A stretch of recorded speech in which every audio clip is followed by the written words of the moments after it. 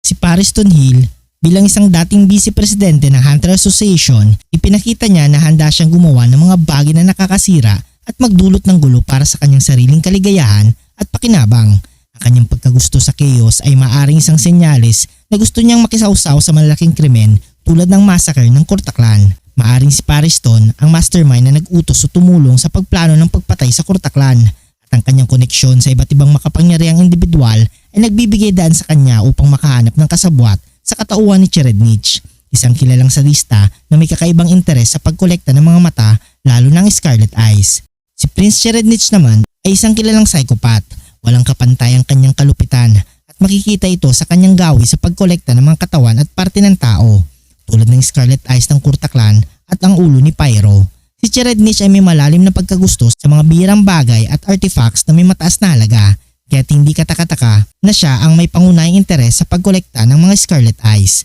Makikita sa mga Scarlet Eyes ang kanilang natatahing kagandahan kapag sila'y na-trigger ng matinding damdamin. Kaya't ang ideya ng pagkakaroon ng mga ito ay umaakit kay Cherednich.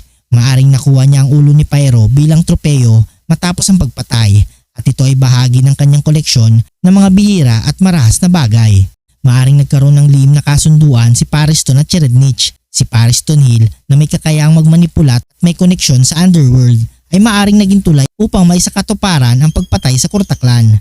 Alam niya na si Cherednich ay mag-e-enjoy sa pagkolekta ng mga Scarlet Eyes kaya't ginamit niya ang hilig ni Cherednich upang maisagawa ang plano. Habang si Pariston ay patuloy na nagmamanipula mula sa likuran, si Cherednich naman ay nag-execute ng brutal na pagkolekta ng mga mata at pagpatay kay Pyro. Ang pagsasama ng kanilang mga kakayahan at motibasyon, ang kasayahan ni Pariston sa gulo at pagkaumaling ni Cherednich sa mga bihirang bagay ay isang perpektong kombinasyon para sa malupit na pagmassacre ng Kurtaklan. Maaring si Pariston Hill ay may malalim na dahilan sa likod ng pagsangkot niya sa pagpatay sa Kurtaklan. Bilang isang tao na gustong lumikha ng kaguluhan sa pinakamalaking scale, ang massacre ng isang buong lahi na kilala para sa kanilang natatanging mga katangian ay isang napakalaking tagumpay para sa kanya. Alam niya na ang pagkawala ng Kurtaklan ay magpapasimula ng masalimut na sitwasyon at maaring ito ang nais niyang makita, isang mundo na naguguluhan at punong-puno ng pagiganti. Ang ulo ni Pyro na may Scarlet Eyes ay tila isang mahalagang bahagi ng koleksyon ni Cherednich. Maaring hindi lang ito isang simpleng simbolo ng kanyang kasamaan kundi pati na rin isang tropeyo na nagdudulot ng kasiyahan sa kanya tuwing ito'y tinitingnan. Sa ganitong paraan pinagsasama ang ulo ni Pyro at ang kanyang pagkaumaling sa kagandahan at ang kanyang sadistikong kaligayahan mula sa karahasan. Ang teorya na si Pariston Hill at Cherednich ang pasimuno sa pagpatay sa Kurtaklan at pagkolekta ng mga Scarlet Eyes kasama na ang ulo ni Pyro ay nagpapakita ng isang madilim na alyansa.